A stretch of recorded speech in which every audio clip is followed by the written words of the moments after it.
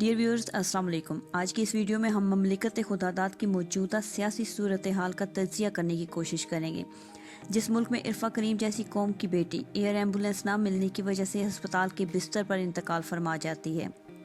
اور high profile مجرموں کو لندن علاج کے لیے بھیج دیا جاتا ہے، اسی ملک میں جہاں غریب کو انصاف دینے میں 20 سے 22 سال لگ جاتے ہیں اور وفات پانے کے 2 سال بعد پھانسی کے مجرم کو باعزت بری کر دیا جاتا ہے، وہیں عمرہ اور وزراء کے لیے چھٹی کے دن عدالت لگا کر ضمانت دی جاتی ہے، تو ثابت ہوا کہ یہ ملک صرف عمرہ، وزراء اور ہائی پروفائل مجرموں کے رہنے کی جگہ ہے۔ کسی نے کیا خوب کہا ہے کہ جنگل کا بھی کوئی قانون ہوا کرتا ہے۔ ہم سب جانتے ہیں کہ سابق پرائم منسٹر میاں محمد نواز شریف کو علاج کے لیے باہر بھیج دیا گیا اور ہماری ناقص رائے کے مطابق شاید وہ واپس نہیں آئیں گے۔ اگر ہم پچھلے 1.5 ماہ کے سیاسی سینیریو کا تجزیہ کریں تو وقوع پذیر ہونے والے تمام معاملات میں ایک تسلسل نظر آتا ہے اور یقیناً یہ کوئی انسیڈنس تو نہیں ہو سکتا۔ جیسا کہ مولانا صاحب کا دھرنے کا اعلان کرنے کے باوجود یہ تاثر پیش کرنا کہ پی پی پی اور پی ایم ایل این اس کے ساتھ نہیں ہیں، لیکن اس سب کے باوجود پوری بیوروکریسی کا انتہائی حکمت عملی سے اس دھرنے کو کامیابی کے ساتھ اسلام آباد تک پہنچانا۔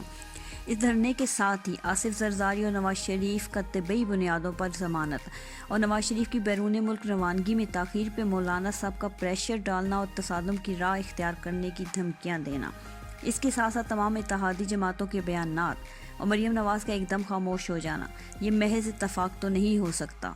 یہیں پر یہ بات قابل غور ہے کہ سارے سینیریو میں پی ٹی آئی گورنمنٹ کہاں سٹینڈ کر رہی ہے۔ اگر ہم خواجہ آصف کے بیان کو انالائز کریں تو ان کی یہ سٹیٹمنٹ کہ گورنمنٹ کو کچھ پتہ نہیں ہوتا کیونکہ ہم گورنمنٹ میں رہ چکے ہیں، اس بات کی طرف اشارہ کرتا ہے کہ عمران خان کے شاید اپنے وزراء اس کی بجائے کسی اور کے لیے کام کر رہے ہیں، اور ہم نے اپنی لاسٹ ویڈیو میں بھی یہ آپ کو بتایا تھا کہ عمران خان کو جان بوجھ کر دھرنے کی موجودہ صورتحال اور نزاکت سے بے خبر رکھا جا رہا ہے۔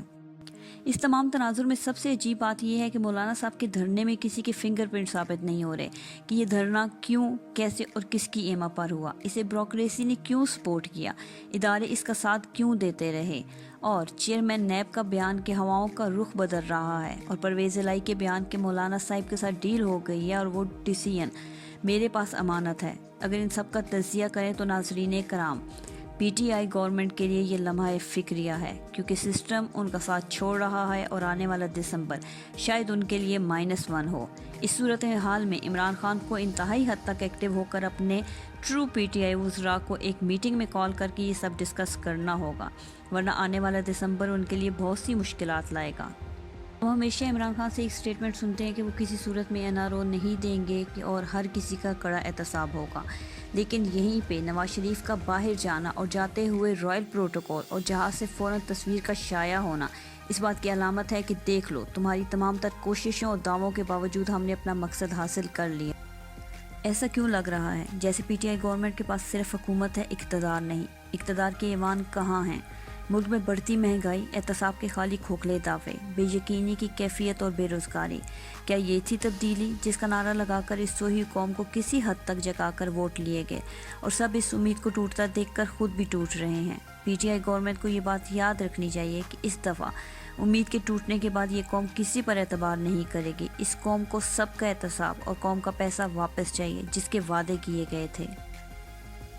آنے والی نیکسٹ ویڈیو میں ہم مزید اس پر ڈسکشن کریں گے۔ تب تک ویڈیو پسند آنے کی صورت میں اس چینل کو سبسکرائب کرتے ہوئے ساتھ موجود بیل آئیکن کو دبا دیں تاکہ آنے والی ہر نئی ویڈیو بغیر کسی تعطل کے آپ تک پہنچ سکے۔ شکریہ۔